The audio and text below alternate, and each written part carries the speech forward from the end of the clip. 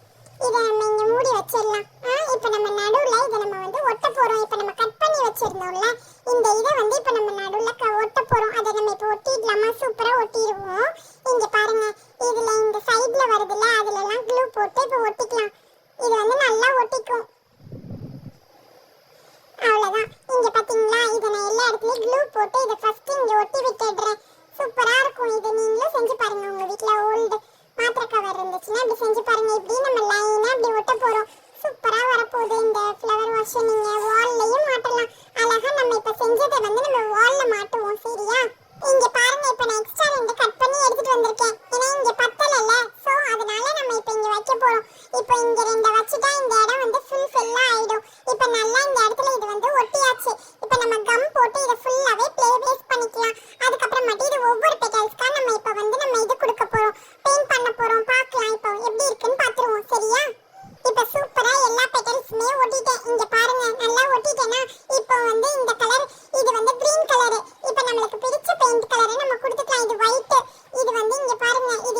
எனக்கு எல்லோ ரொம்ப பிடிக்கும். ஏன்னா இங்க பாருங்களேன், இது ரெட்டும் எல்லோவும் கொடுத்தா சூப்பர் காம்பினேஷனா இருக்கும். சோ இந்த எல்லோ கலரே நான் வந்து நல்லா கலக்கிட்டு இந்த எல்லோ கலரே கொடுக்க போறேன். இப்போ இந்த எல்லோவை கொடுத்துடலாம். நம்ம இந்த பாட்டுக்கு அங்கன்ட்டு நம்ம வந்து இந்த மாதிரி ஒரு இதை கொடுத்துடலாம். அப்பதான் இந்த பாட்டு வந்து அழகா தெரியும் பார்க்கறதுக்கு.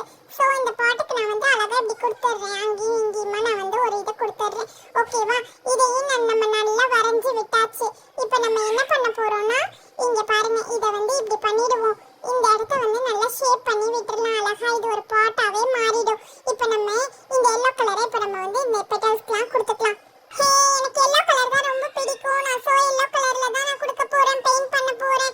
இங்க பாருங்க, ஒவ்வொரு பெட்டல்ஸா அழகா இப்படி புடிச்சு வச்சு பெயிண்ட் பண்ண போறோம். இப்போ நம்ம இருங்க ஏன்னா இது ரொம்ப இப்ப காயாம இருக்கு. இப்போ நம்ம இதை வந்து காய வைக்கணும்.